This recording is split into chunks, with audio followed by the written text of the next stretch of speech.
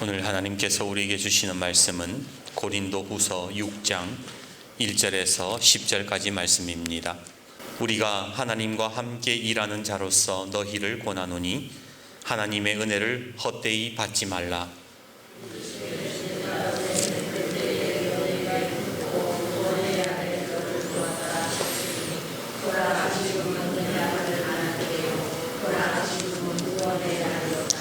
우리가 이 직분이 비방을 받지 않게 하려고 무엇에든지 아무에게도 거리끼지 않게 하고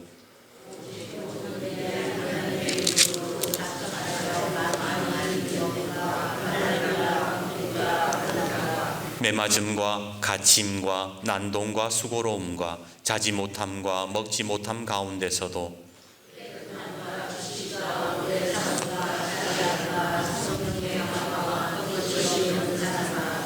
진리의 말씀과 하나님의 능력으로 의의 무기를 좌우에 가지고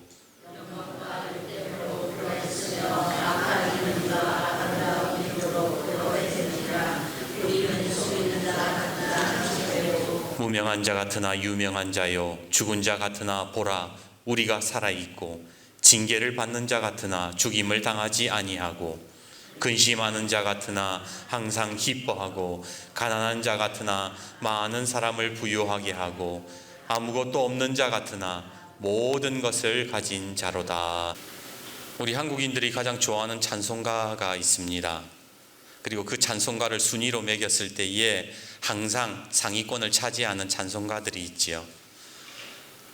우리 성도님들이 가장 좋아하는 찬송가는 찬송가 301장 지금까지 지내온 것, 그게 가장 인기가 많고요. 한 5위권 안에 드는 찬송가가 바로 370장 주 안에 있는 나에게라는 찬양입니다. 아까도 우리 예배 전에 불렀지만 그 가사가 이렇지요. 주 안에 있는 나에게 딴 근심이 있으랴 십자가 밑에 나아가 내 짐을 풀었네. 주님을 찬송하면서 할렐루야 할렐루야 내 앞길 멀고 험해도 나 주님만 따라가리. 이 찬송은 엘리자 휴잇이라는 분이 지었는데 1851년 미국에서 태어나 하나님 부르심 받을 때까지 평생 독신으로 살면서 찬송시를 지으신 분입니다. 찬송가 428장 내 영혼에 빛비치니 이것도 이 히윗 여사가 만들었고요. 너 예수께 조용히 나가 이 찬양도 바로 이분이 작사를 했지요. 그리고 주 안에 있는 나에게 이렇게 많은 찬송을 지었는데 찬송가 370장에 대한 이 찬송가 370장이 어떻게 지어졌는가에 대한 이야기가 전해져 옵니다. 1887년 학교 교사로 재직하던 중에 이 비행 청소년을 보게 됩니다. 이놈이 얼마나 성격이 삐뚤어졌는지 누구도 쉽게 다가가지 못하고 학교도 포기한 그런 문제아였지요. 그 아이를 보고 생각했습니다. 내가 예수의 사랑으로 이 아이를 품어줘야 되겠다. 하지만 그녀의 생각과는 다르게 심한 욕설과 무시를 당할 뿐 그 아이가 마음을 열지 않는 거예요. 그리고 어느 날 무슨 이유였는지 이 아이가 큰 벽돌을 들고 이 히윗 여사의 등을 내리치게 됩니다. 척추뼈가 으스러졌어요. 앰뷸런스가 오고 히윗은 하반신 마비로 대소변을 받아내야 하는 처지가 되고 말았지요. 아직 결혼도 못했는데 젊은 처자가 반신불수의 대소변을 받아내야 된다니 얼마나 암담하고 고통스러웠겠습니까? 아무리 믿음 좋은 사람도요 이런 일을 당하면 견디기 힘들어요. 하루에도 수십 번씩 그 아이를 생각하면요 그 아이 때려 죽이고 싶은 거예요. 그 아이를 향한 분노와 원망이 끊어지지 않습니다. 병원에 찾아오는 사람들도 싫어요. 내가 좋을 때, 내 마음이 좋을 때 사람들이 반갑지 이런 모습으로 대소변을 받아내는 모습으로 사람들이 오는 게 어떻게 반가울 수 있습니까? 깊은 한숨과 절망으로 병원 생활을 하고 있던 어느 날이었습니다. 병실에 한 흑인 여자가 그 병실을 청소하러 평소를 하는데 궁둥이를 흔들면서 콧노래를 부르고 있어요.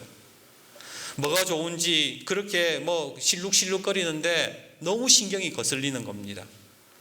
저것이 내가 반신불수라고 나를 조롱하는 건가? 그런 생각이 드는 거예요. 순간 그 사람을 향해 화를 냈습니다. 당신 지금 뭐가 좋아서 그렇게 흥얼거립니까? 그러자 그 흑인 여자가 그렇게 대답을 하대요. 하나님이 내 형편과 처지를 찬송으로 바꾸어 주셨답니다. 그 말을 듣는 순간 몸에 전율이 흘렀어요. 저 사람은 백인 사회에서 무시당하는 흑인이고 죄 밑바닥에 청소부로 살면서도 저 사람은 하나님의 은혜를 누리고 살아가는구나.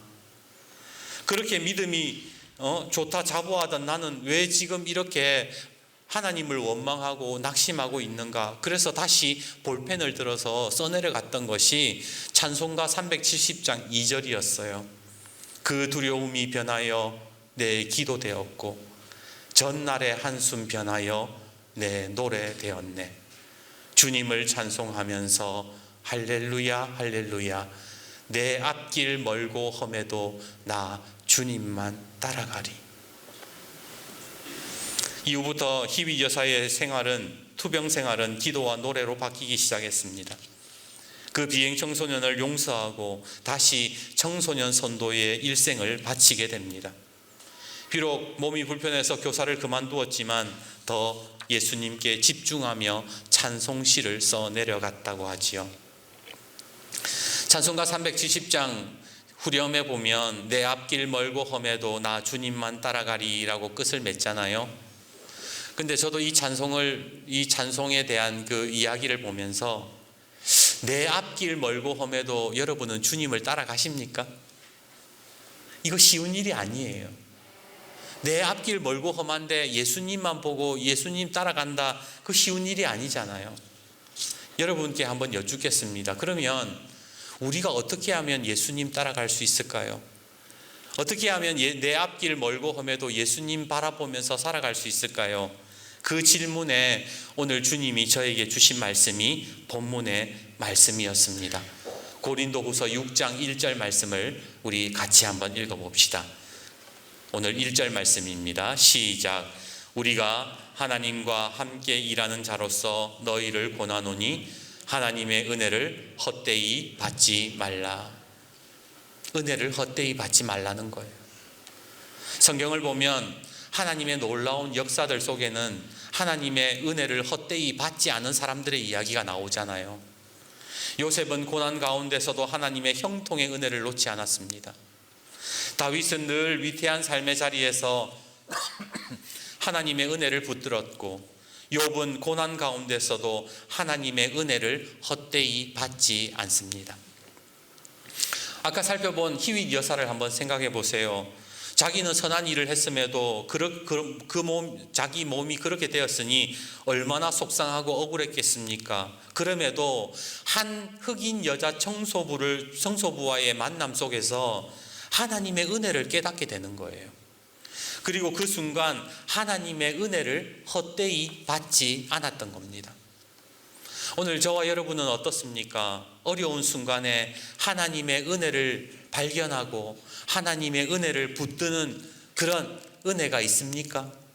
바라옵기는 모든 순간 속에서 하나님의 은혜를 붙드시는 저와 여러분이 되기를 주님의 이름으로 축복합니다. 사실 지난주에 개인적으로 힘든 일이 있었습니다. 마음이 괴롭고 힘들어서 잠을 이루지 못했습니다.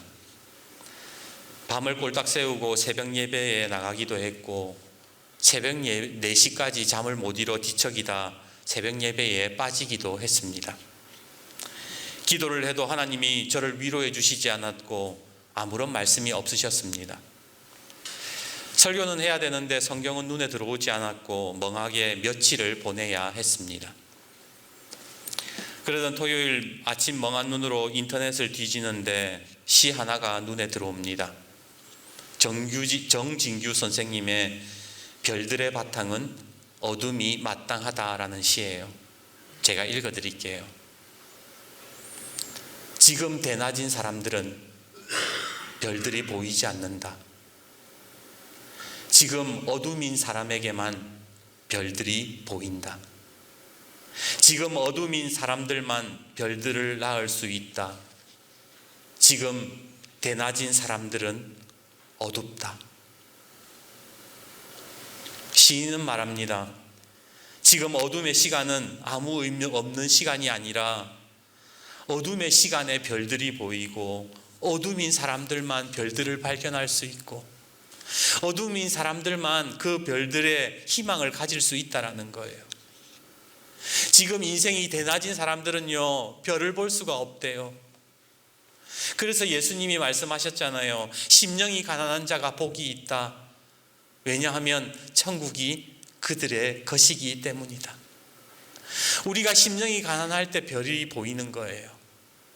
애통한 자는 복이 있나니 그들이 위로를 받을 것임이라. 눈물 흘리고 슬퍼하니까 하나님의 위로를 받을 수 있다라고 예수님은 말씀해 주십니다. 지금 여러분들이 경험하고 있는 그 어둠은요, 아무 의미 없는 시간이 아니래요. 별을 발견할 수 있는 시간이라는 겁니다. 그리고 그 별들 속에서 하나님의 은혜를 우리는 여전히 받고 있습니다. 그러니 내 편은 아무도 없고 복도 지질이 없다 생각하지 마시고, 오히려 내가 그렇게 결정 짓는 순간 우리가 그런 생각을 하면 오히려 그것은 하나님의 은혜를 헛되이 받는 것입니다. 오늘 본문인 고린도후서는 바울이 고린도 교회 성도들에게 쓴 편지입니다. 바울이 고린도 성도들에게 뭐라고 이야기해요? 은혜를 헛되이 받지 말라, 그렇게 이야기합니다. 그러면서 자신의 이야기를 꺼내요. 4절과 5절을 한번 보시겠어요? 4절과 5절입니다. 우리가 이 직분이 비방을 받지 않게 하려고, 자기가 사도의 직분이잖아요. 목사의 직분이잖아요. 이거 비방받지 않게 하려고 무엇에든지 아무에게도 거리끼지 않게 하고, 오직 모든 일에 하나님의 일꾼으로 자천하여 많이 견디는 것과 환난과 궁핍과 고난과 매맞음과 갇힘과 난동과 수고로움과 자지 못함과 먹지 못함 가운데서도, 무슨 말이에요? 자기가 하나님 일하면서 죽을 고생했다는 거예요. 환난과 궁핍과 고난과 매맞음, 수많은 그런 고난들을 경험했다라는 거죠. 그런데 그런 상황을 겪었음에도 불구하고 자기는 다르게 살았다는 거예요. 6절에서 8절을 보세요. 자기가 그런 고난을 당했지만 6절입니다. 깨끗함과 지식과 오래 참음과 자비함과 성령의 감화와 거짓 없는 사랑과 진리의 말씀과 하나님의 능력으로 의의 무기를 좌우에 가지고 영광과 욕됨으로 그러했으며 악한 이름과 아름다운 이름으로 그러했느니라. 바울이요, 자기는 그런 고난을 받았어도 아름다운 이름으로 살았대요. 하나님의 능력으로 살았대요. 성령의 감화와 거짓 없는 삶을 살았다, 자기가 그렇게 이야기합니다. 그러면 바울이 그렇게 살 수 있었던 이유가 어디 있을까요? 바로 고난 속에서도 하나님의 은혜를 발견할 수 있는 사람이었던 거예요. 그리고 그 은혜를 헛되이 받지 않았기 때문에 그렇다는 겁니다. 그래서 2절에 고린도 성도들에게 뭐라고 얘기해요? 2절 보세요. 이르시되 내가 은혜 베풀 때에 너에게 듣고 구원의 날에 너를 도왔다 하였으니 보라 지금은 은혜 받을 만한 때요 보라 지금은 구원의 날이로다. 바울이요, 고린도 교회 성도들이 어렵다는 사실을 몰랐던 게 아니에요. 지금 고린도 교회 성도들도 어려운 사람들이 참 많았습니다. 여러분이 하나님의 은혜입니다라고 말할 때가 언제예요? 잘 될 때 그렇게 말하죠. 농사가 잘 되면 하나님의 은혜입니다. 돈을 많이 벌어도 하나님의 은혜입니다. 그런데 부도나고 병나면 하나님의 은혜입니다. 그렇게 말하는 사람이 있던가요? 그런 사람은 아무도 없어요. 사실 고린도후서가 쓰여질 당시에 은혜라고 말할 수 있는 상황이 아니었어요. 로마 박해가 있고 먹고 살기 힘들고 짜다리 은혜라고 말할 수 있는 건덕지가 없었어요. 전부 다 실망하고 좌절하는 사람들 투성이었습니다. 그런데 바울이 볼 때는요, 그거는 하나님의 은혜를 못 받는 게 아니라 하나님의 은혜를 헛되이 받고 있었던 거예요. 왜냐하면 이 사람들은, 교회 다니는 사람들은, 예수 믿는 사람들은 이미 예수 그리스도라는 가장 큰 은혜를 받았는데 은혜를 받지 않는 것처럼 살고 있더라는 거예요. 예수님의 십자가의 보혈이 우리에게 주어졌는데, 하나님의 자녀가 되는 권세를 하나님이 우리에게 주셨는데 그 은혜를 망각하고 지금 이 고난에 조금만 어려우니까 내가 좌절하고 내가 어렵고 내가 하나님 없다라고 이야기하는 그런 은혜를 헛되이 받는 삶을 살더라는 거예요. 내 삶의 은혜는 하나도 발견하지 못하고 지금 현재의 상황에 매몰되어 하나님의 은혜가 주어지지 않는다, 그렇게 말하고 있으니 바울이 답답했던 거예요. 그래서 하나님의 은혜를 헛되이 받지 마십시오. 지금 여러분들의 힘든 상황을 모르는 거 아닙니다. 그러나 오히려 지금의 상황이 은혜 받을 때다, 그렇게 이야기를 하더라는 거예요. 지금이 은혜의 때고 은혜 받을 만한 때다. 오늘 여러분들은 어떠세요? 여러분의 삶에 은혜가 없습니까? 하나님이 여러분에게 은혜를 주시지 않는다 생각하세요? 그렇지 않습니다. 어두운 밤에 별들이 잘 보이듯이 지금 어두운 내 인생에 눈만 들어 하늘을 보면 하나님의 은혜가 우리에게 주어지고 있음을 발견하게 되는 겁니다. 아까도 잠깐 언급했지만 개인적으로 힘든 일이 있었다고 말씀드렸잖아요. 말씀을 묵상하면서 하나님의 은혜가 주어지고 있음을 발견하고 주님께 기도했습니다. 주님의 은혜가 저에게 충만함을 고백합니다. 그런데요, 하나님의 은혜가 저에게 주어지고 있다는 건 아는데 여전히 마음이 힘들고 마음이 어렵습니다. 주님, 어떻게 해야 되지요? 그렇잖아요. 솔직히 우리가 하나님의 은혜를 받는다고 하지만 마음이 힘들고 어려우면 그 은혜가 내 속에서 막 내 기분을 전환시키거나 갑자기 쓰러져 있던 사람이 벌떡 일어나서 힘있게 막 바뀌고 그러지는 않잖아요. 주님이 저에게 한 가지 이야기를 생각나게 해주셨어요. 예전에 읽었던 책인데 책 제목은 모르겠어요. 세 사람의 사냥꾼이 있었대요. 이 사냥꾼이 산에서 사냥을 하는데 어디서 막 탁탁탁 하는 뭔가 이상한 소리가 들리는 거예요. 그래서 가보니까 그 산 속에서, 깊은 산 속에서 산불이 난 겁니다. 맹렬한 기세로 자기들을 향해서 이 불이 타들어오는 것을 발견하고는 사냥꾼 이 세 사람이 너무나도 당황을 해요. 근데 이 사냥꾼 세 사람 중에 한 사람은요, 나무에 오르는 재주가 있었어요. 그래서 그 사람은 자기 힘과 능력을 믿고 주변을 돌아보다가 제일 크고 제일 튼튼한 나무를 보고는 거기로 올라가게 됩니다. 근데 불이라는 게 그렇잖아요. 나무 타고 올라가잖아요. 자기가 아무리 높은 곳으로 올라가 봐야 뭐합니까? 결국에는 그 불길에 목숨을 잃고 맙니다. 두 번째 사람은 뛰는데 자신이 있었습니다. 그래서 자기는 불에서 벗어날 수 있을 거라 생각하고 열심히 뛰기 시작했어요. 그런데 얼마 못 가 지치게 되었고 결국에는 불에 삼켜지게 됩니다. 마지막 세 번째 사람은 재주가 아무것도 없었어요. 나무도 못 탔고 잘 뛰지도 못했어요. 하지만 자기도 살아나야 되기에 어떻게 해야 될까 고민을 하다가 성냥을 꺼내서 같이 불을 질렀어요. 맞불을 놓은 것이지요. 그리고 그 맞불 놓은 자기가 맞불 놓은 그 불이 지나간 자리에 몸을 숨겼고 산불이 그를 삼키지 못했습니다. 제가 그 이야기가 생각이 나는데 순간 어떤 마음이 드냐면, 지금 왜 이런 이야기가 생각이 날까? 성령님이 나에게 무슨 말씀을 하시려는 걸까? 맞불을 놓아라는 거예요.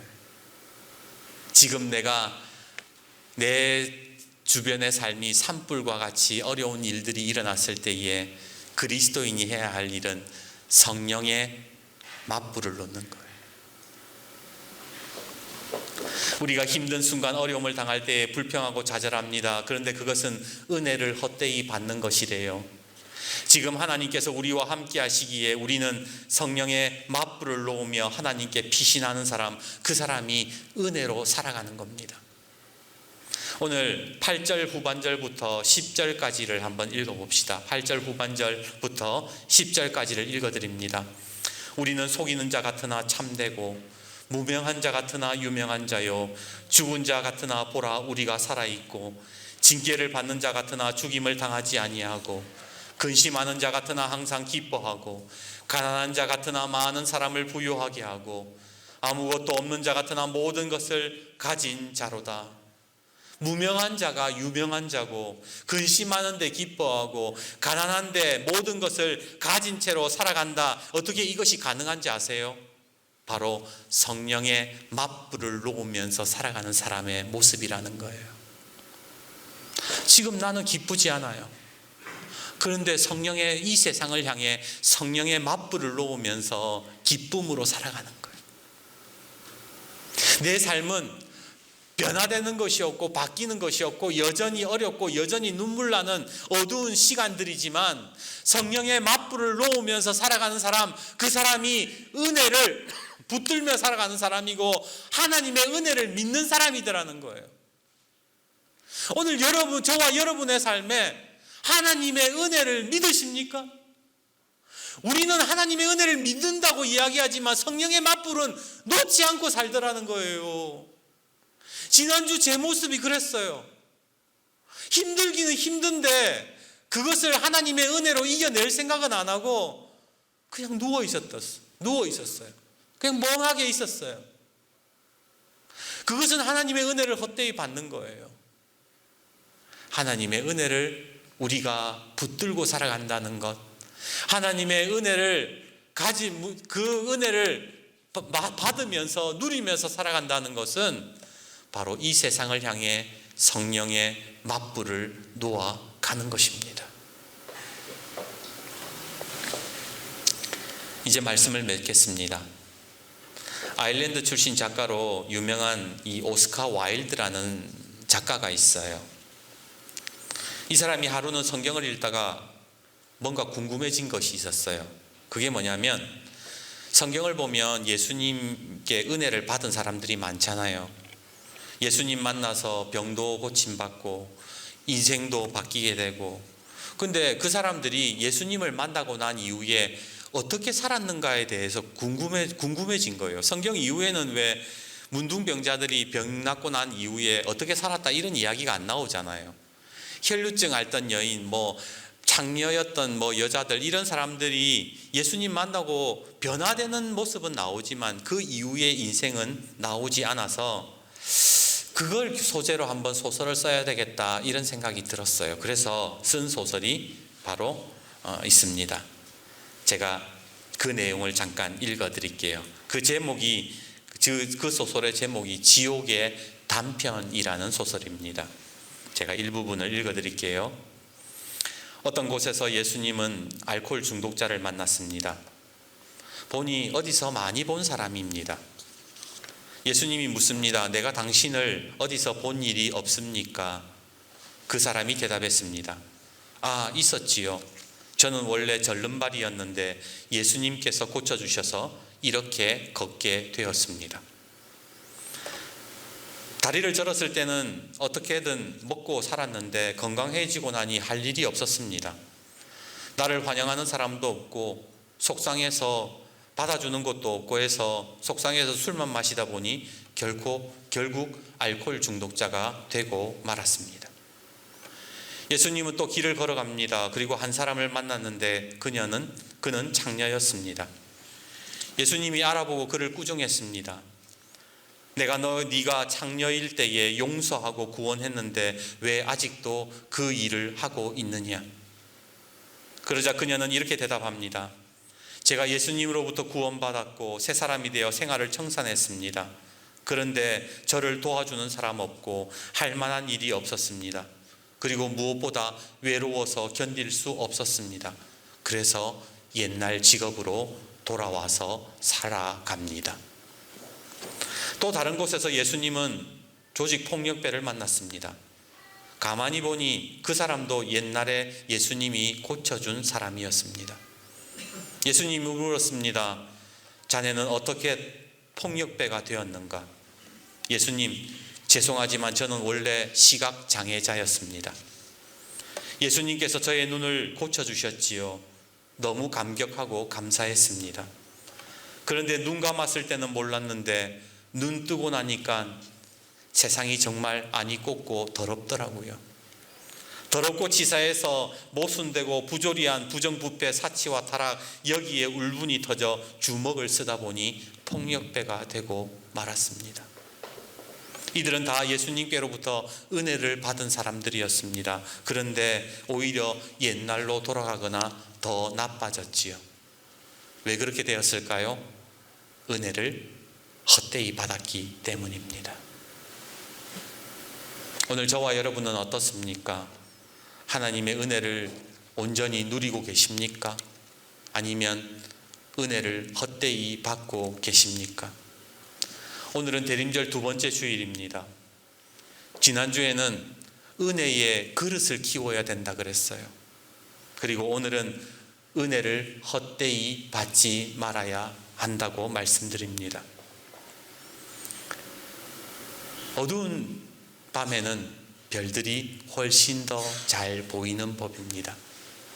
그러기에 오늘 저와 여러분의 삶이 어둡다면 하나님의 은혜를 바라보실 수 있기를 바랍니다. 그 어두운 순간 속에서도 하나님의 은혜가 내게 주어진다는 사실을 믿고 그리고 다시 그 은혜로 일어서실 수 있기를 바랍니다. 은혜를 헛되이 받게 된다면 우리는 넘어지게 되고 어둠 속에 잠식당하고 말 것입니다. 예수님이 이 땅에 오심은 하나님의 가장 큰 은혜입니다. 우리가 그 은혜를 받을 만한 그릇이 되지 못하고 그 은혜를 헛되이 받는다면 예수님의 성탄이 무슨 의미가 있겠습니까? 그러니 오늘 이 성탄의 은혜를 헛되이 받지 않고 이 세상에서 성령의 맞불을 놓아 승리하며 살아가는 저와 여러분이 되기를 주님의 이름으로 축복합니다.